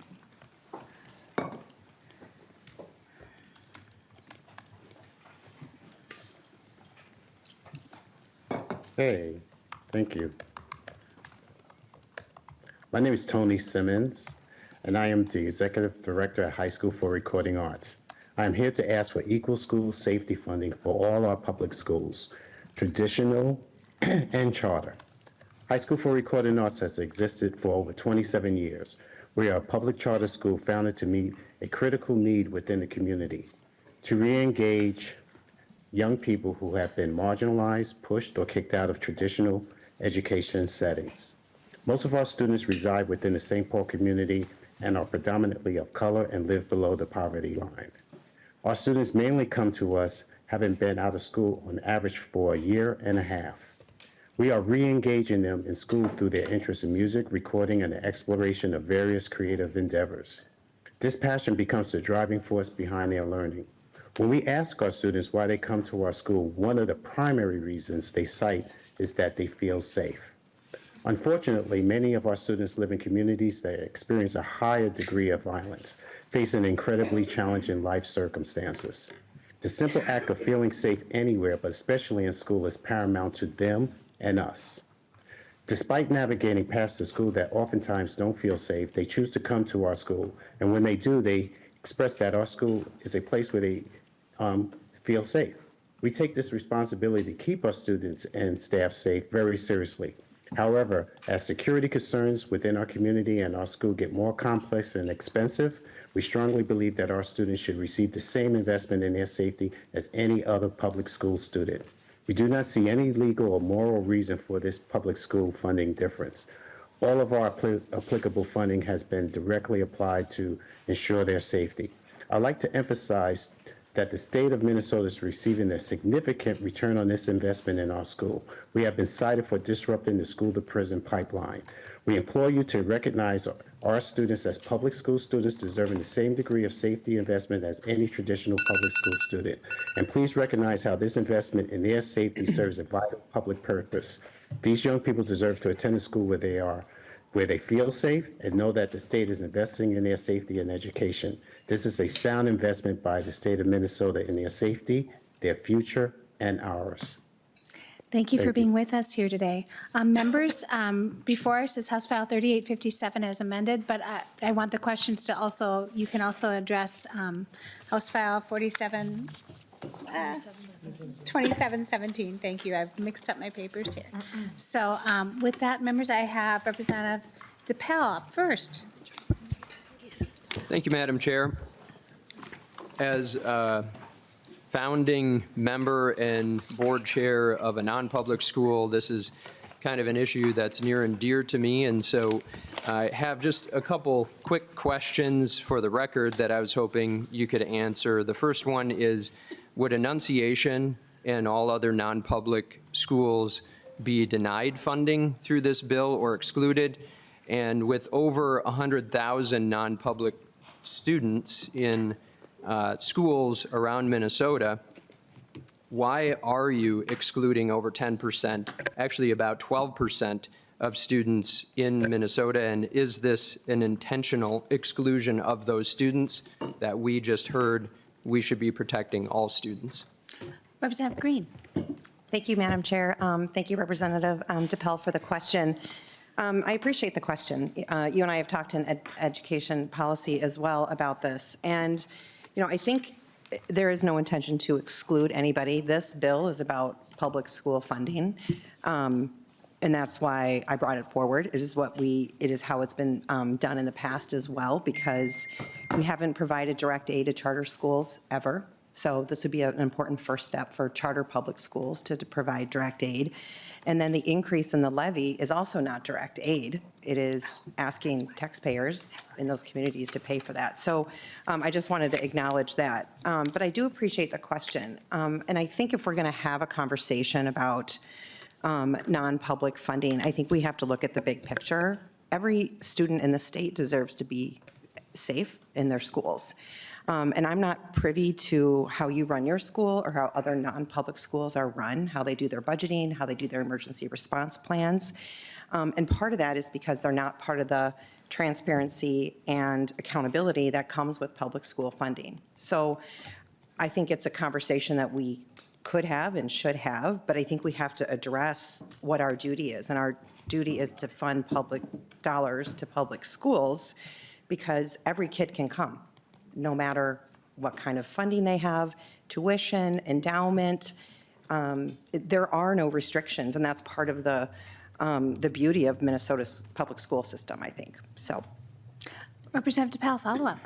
Thank you, Madam Chair. Well, for the record, there are no restrictions for any student to attend the school that I'm the board chair of. We provide scholarships and funding for all families and never deny a student based on their income and ability to pay.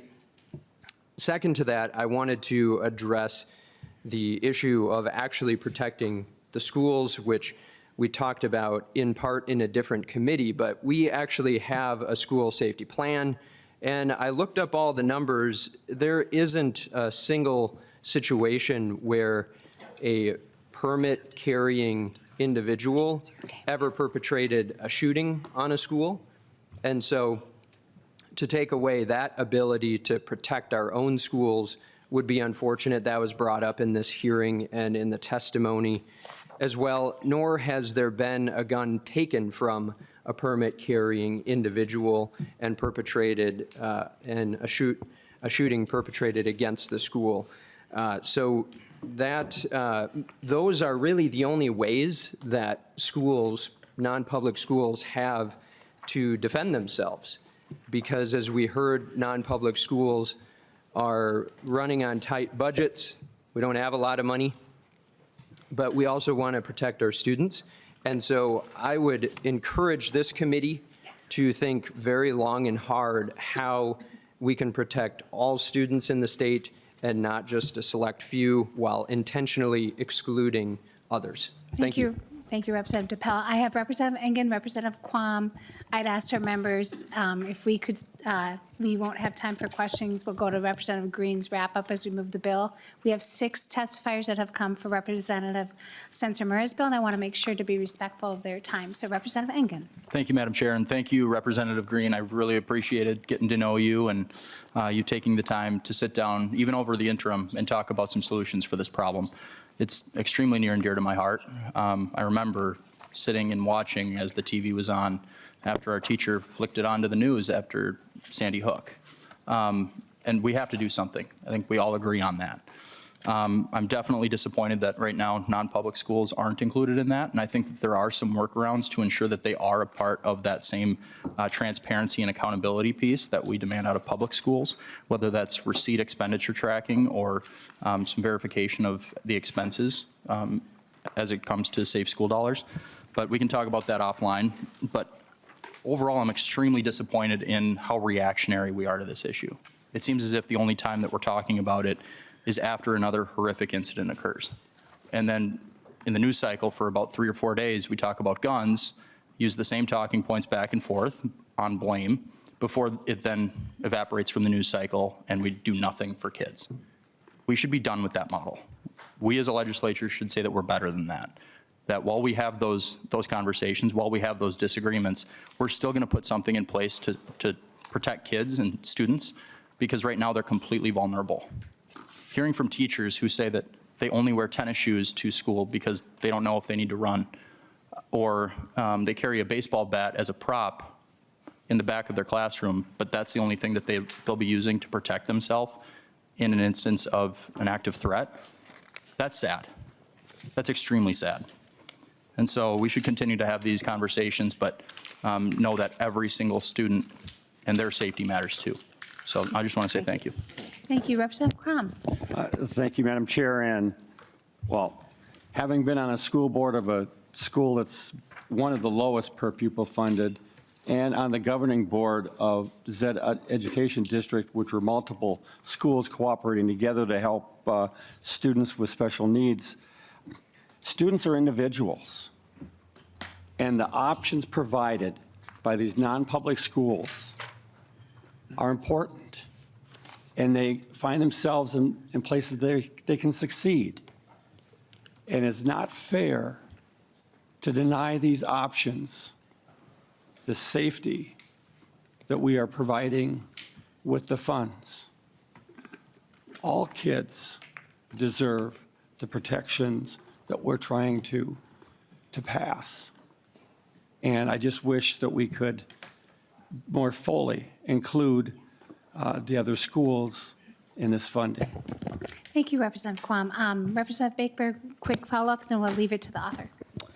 Thank you, Madam Chair. Thank you, Representative Greene. I just want to be very, very clear that from my perspective, I don't think there's a person in this room that doesn't agree that all kids should be safe when they go to school. Full stop. Kids need to be safe when they go to school. So Representative Greene, I 100% agree we should increase safe school funding. Where that money comes from, we're going to have a debate about that. If I had more time, I'd ask you. But so we agree with that. I also really appreciate the agreement and how you said, and I may have written this down wrong, but you said something to the effect that what safety looks like in one district may be different than it looks like in another. So the one-size-fits-all model that frankly we've seen from this legislature long before I was a part of it needs to change, and we need to provide the funding and the flexibility so that local schools can meet their individual needs. So thank you for that. There is a glaring difference between the bills that we heard last week and these bills. I heard one of the superintendents say, kids deserve to be safe in school. Totally agree. There's no one in here that would disagree. I heard another superintendent say all kids, regardless of the type of organization they go to, should feel safe. But in these bills, that's not true. Kids that go to non-public schools are excluded from this. And I respectfully just disagree with you about the tracking and the accountability piece from non-publics. We already have nurses at our non-public schools. They are getting food service. They're getting universal meals. They're getting counseling services. DFL members of this committee have bills to expand non-public pupil aid for elementary counseling. So they can do it. This is a choice. This is a choice to exclude. And if we are going to use non-public schools to fit a political narrative, Representative Baker, we need I to asked be if you'd like a honest. wrap-up, so Yep, can you wrap it up, yep, please? I'm We're wrapping going to up. the next bill. We're talking about public school funding right now. You bet. Thank you. And if we're going to use non-public schools to fit a narrative that is trying to be driven, we need to be honest about it. We need to be funding all kids, period, full stop. That's what needs to happen. And if we are going to do anything, that needs to happen. Thank you. Thank you, Representative Bakeberg. With that, Representative Greene, we have House File, no, I got to get this right, 3653 before us as amended, and then we'll move 2717 before us too, but do you want to do a wrap-up for both, please? Thanks so much, Chair. And thank you, Representative Bakeberg, for your comments, and Representative Quam and Representative Ingen. I appreciate that. I think we have to continue talking and having this conversation. One of the things that I think we have learned from the Annunciation families is that what they're asking for is outside of the schools as well, and protections for kids in our state and keeping them safe. And that is passing sensible gun violence prevention bills. And they have asked for that. I have a lot of Annunciation families that live in my district. And so I just want to make sure that when we approach this, we are approaching this with our eyes wide open to look at the whole problem. And I look forward to continuing the conversation with my colleagues. Thank you. Like you have said, and like we've all said, this is just the start. That's why they're all being laid over. With that, members, we have House File 3857 laid over as amended. And then also House File 2717 moved before the committee for possible inclusion. Is that your motion, Representative Greene? Yes, it's my motion to move House File 2717 to be laid over. Thank you. And since we've already had the discussion, I will move that House File 2717 be laid over for possible inclusion. Members, we are not going to be hearing House File 3451 today because we will not have time, but we will move to our Student Support Personnel Aid Bill of Representative Sencer-Mura, House File 3857. Thank you, Madam Chair. I know we have a little time, so I can keep my opening comments. Yes. So would you like to move House File 3857 before us? Yes, I would. With that, go ahead. So in 2023, we passed a new funding stream, Student Support Personnel Aid, which would provide districts, charters, and cooperatives funding to hire, and then we changed it to also be able to retain school counselors, school psychologists, social workers, nurses, and chemical dependency counselors. This funding stream is distributed on a per pupil basis with minimum amounts for districts and cooperatives. We had put in originally that this funding stream was supposed to increase, and it was supposed to increase from $17 per pupil to $48 per pupil last year with the budget. Due to some budgeting changes, we minimized that increase from $17 to $30, and this bill seeks to restore the originally anticipated funding of moving to $48 per pupil in 2026 and later. I see this as both a reactive and proactive bill. This is reactive in the sense that we know that our young people have been through so much in the last year. I think we continually in this committee hear young people come before us and tell us that whether they are in greater Minnesota or whether they are in the metro, they are telling us they are not okay. They are telling us that they need more support, need more mental health resources to be at school. And so this bill and this funding is both reactive to support students and processing the trauma of everything that has happened in their communities, and it's also proactive. We heard from our presentation earlier about the need for mental health support in school. We heard the really scary reality that the majority of people that will end up committing school shootings are our students. And we have an opportunity to proactively address the mental health needs so that the kinds of terrible violence that we have seen in our schools never have to happen. So look forward to hearing from our testifiers, and with that, Madam Chair, we can bring them up. Thank you, Representative Sencer-Mura. Most of them are on remote, so we'll start with Dr. Molly Weeks. Please state your name for the record and proceed. Thank you, Madam Chair and committee members. My name is Dr. Molly Weeks, and I'm on the board of the Minnesota School Psychologists Association.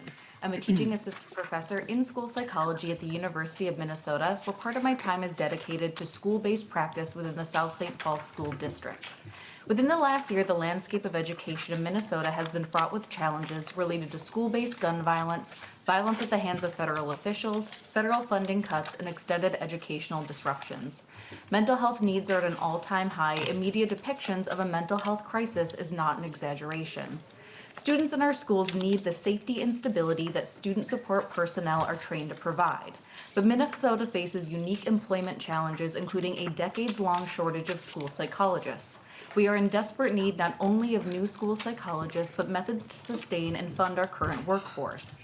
The funding this bill proposes to restore will help schools meet that needs. I loved my time working at South St. Paul, and like many school districts, they experienced significant budget constraints, and much of the funding that allowed my work to continue was prematurely rescinded by the federal government last year. The result of this dual funding shortage meant my contract was no longer sustained. My departure was filled with sad and frustrated goodbyes. Students were devastated and confused. To them, it made no sense that money and politics were the reasons they could no longer look to me for support. Educators were angry with the systemic funding shortages and worried about their capacity to maintain services. Each conversation ended with, "What are we going to do?" And I had no good answer. Today, I'm speaking in favor of increasing the student support personnel funding. As Minnesotans, we want to see children in our state flourish, to grow into happy and engaged adults who can support themselves and their communities. We do better when our children do better, and there's no greater investment in their well-being than helping ensure they have access to high-quality school-based services. Student support personnel are trained professionals with skills to meet the myriad needs of our communities, and we are worth the investment. Thank you. Thank you for being with us. Flannery Clark, please state your name for the record and proceed. Hello, my name is Flannery Clark, and I'm a volunteer with Minneapolis Families for Public Schools. I am here to read the testimonies of 2 families in hiding. From South Minneapolis, the ICE operation has created a long-lasting and severe impact on us as parents. Shortly after it began to affect us, it began to affect our children. The operation has provoked intense fear. They have been experiencing depression from being trapped inside. We do not feel safe to allow our children to attend school in person or leave our home. As much as we have tried to protect them, our children understand the truth of the situation we are living through. We have watched them change in ways we've never seen before. Every day they ask us difficult questions. We haven't been able to give them a definitive answer. Here are some examples. Why can't you bring me to school anymore? Why do we have to stay inside our home all the time? Why can't you go to work? Every day, they ask us if today is the day we can finally leave our homes. Please, we want the schools to help us, to have mental health professionals for our kids. If they get help, it will support them to overcome their deep fears and minimize a decrease in their academic performance at school. As parents, we cannot do this alone, and our children desperately need help. From another family. My children are living in terrible fear that they will be separated from us. They regularly say they are scared to not have parents.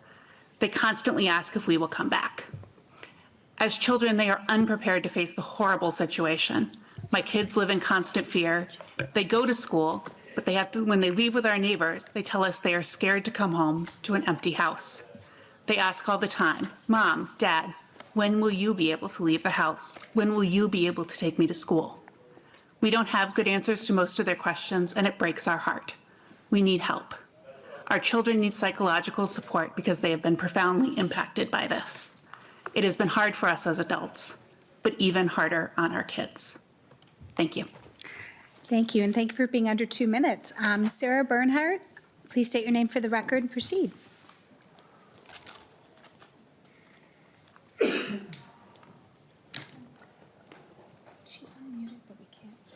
Okay, we're going to work on you're unmuted on our end. Can you check your end?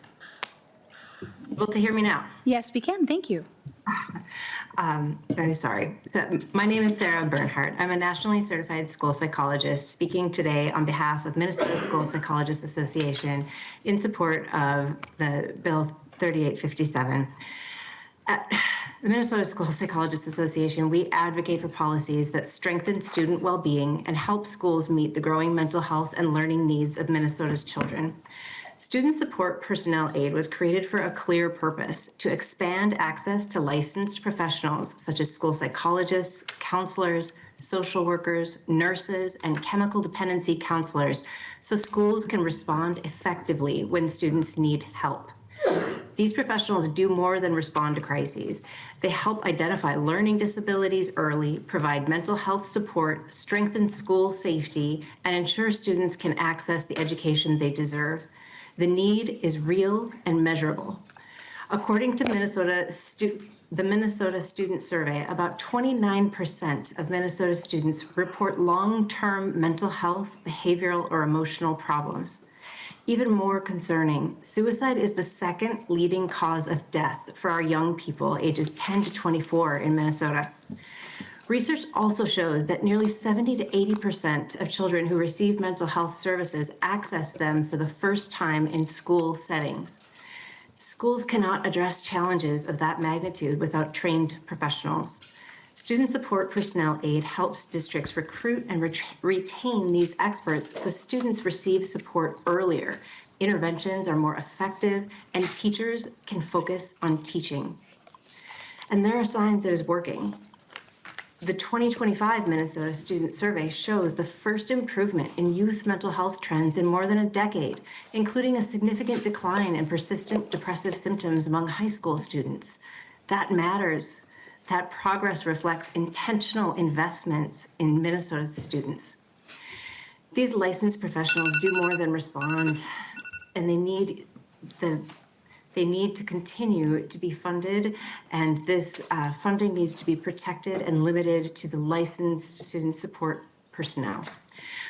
This bill would restore the funding to levels that allow schools to maintain and expand access to these critical professionals while ensuring transparency and responsible stewardship of public resources.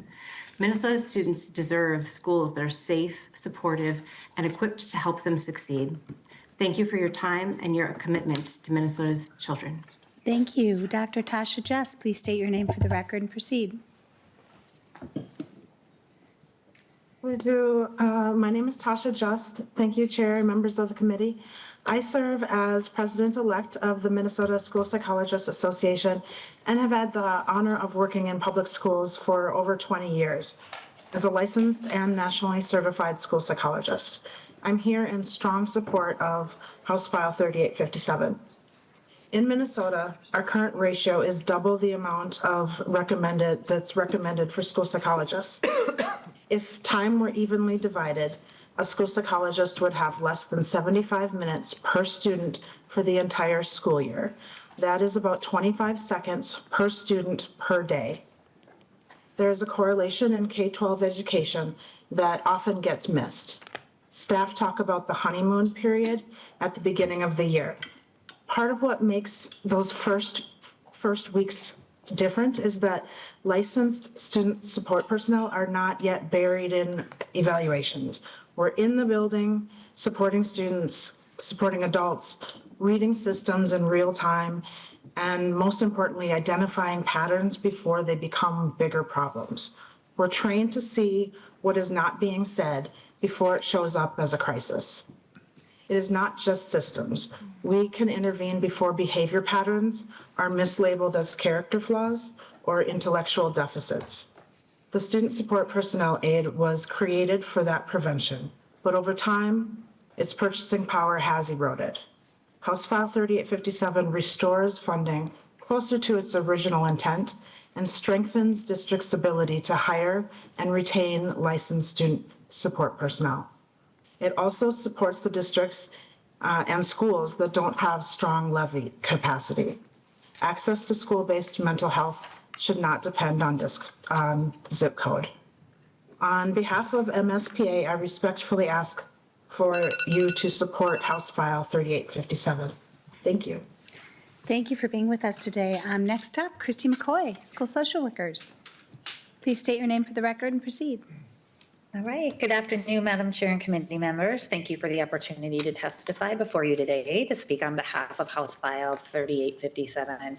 My name is Christy McCoy. I am a licensed clinical school social worker with over 23 years of experience in St. Paul Public Schools and also serve as the legislative coordinator for the Minnesota School Social Workers Association.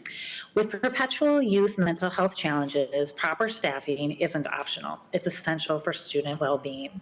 The intent of the 2023 funding was to expand positions for student support personnel, such as school social workers, to address increasingly complex student needs that show up in Minnesota schools every day.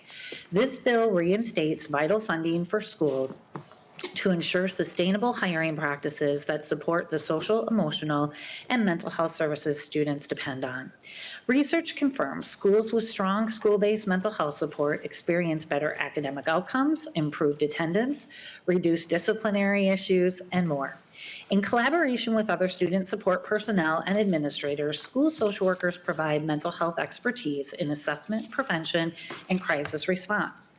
We also help to promote school safety and student well-being, utilizing evidence-based, trauma-informed interventions, ensuring that all students thrive academically, socially, and emotionally.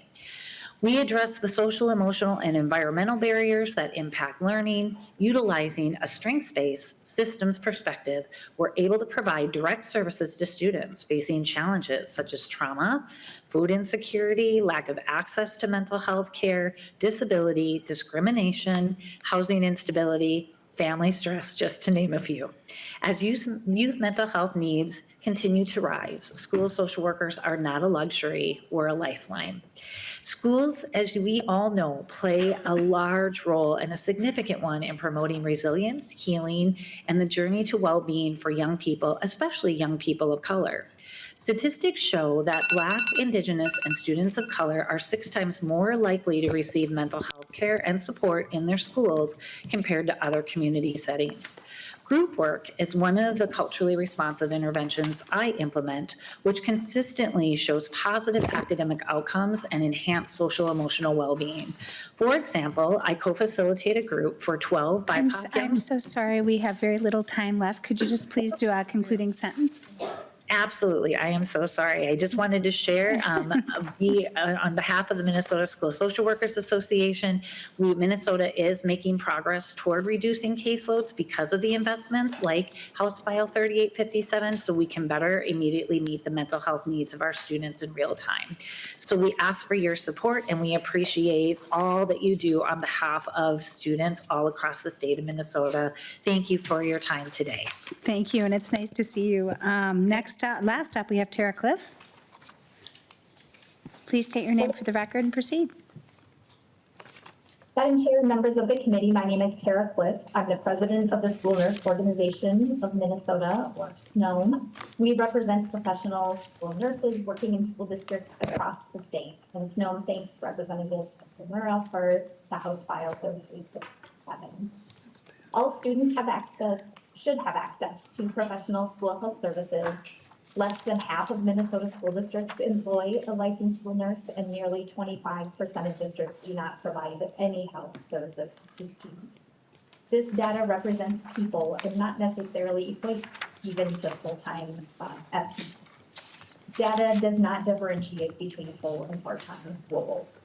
Data further indicates that staffing levels and roles vary greatly by public school district size, and students in our smallest public school districts have lower access to professional nurses. School nurses help all students from preschool through transition age with urgent and episodic care, and play a critical role in coordinating, planning, and providing students with chronic health conditions such as asthma, seizure disorder, diabetes, severe depression, and mental health issues, just to name a few. 33% of children in Minnesota have one or more lifelong health conditions. Assessment and screening skills used by the school nurse can lead to early identification and referral to access to care and treatment for mental health problems. With responsibilities expanding far beyond bandages and ice packs, school nurses are critical frontline workforce in our communities. As you heard last week in testimony, school nurses play a pivotal role in student attendance as well. According to the Minnesota Student Survey, 34% of students with both chronic conditions and anxiety and depression were chronically absent from school, compared to 18% of those with no chronic health conditions. The National Association of School Nurses outlines tangible benefits of investing in school nursing services, including improved academic outcomes, cost savings, time savings for educators, and an essential need for care. This legislation will provide additional funds to school districts to hire trained professionals who support student health and allow schools more opportunities to stay healthy, focused, and learning in our classrooms. For students who face barriers to accessing healthcare, especially those living in predominantly low-income, rural, and minority communities, a school nurse may be the only source of regular healthcare. Many health offices are staffed with secretaries or health Could aides. you please wrap up? You're a little over your 2 minutes. Oh, sure. All students should have access to school nursing care by a registered professional school nurse all day, today. And we welcome any efforts to help schools get more qualified and licensed professionals into our schools. Healthy students are better learners, and every student deserves access to a school nurse. Thank you. Thank you. Thank you for the testifiers. Sorry that we are running so short on time. I'm not seeing any member questions, so I'm going to turn the wrap-up over to you, Representative Sencer-Mura. Thank you, Madam Chair. I think as we talk about the needs of our schools and how we can prevent future violence, thinking about how we support youth mental health is a big part of that. So thank you for considering this bill today. Thank you, Representative Sencer-Mura. It is an important discussion that we'll continue having. With that, members, I'll give Representative Bakeberg any quick what's happening on Tuesday. Thank you, Madam Chair. You kind of caught me off guard there. But yeah, Mr. Withers just sent out an update on what is coming up on Tuesday, so just check your email, and that information is there, and we look forward to a good discussion. Thank you. Thank you, and members, please put your House File 3451 in the save file so we can save a tree. And with that, members, we're adjourned.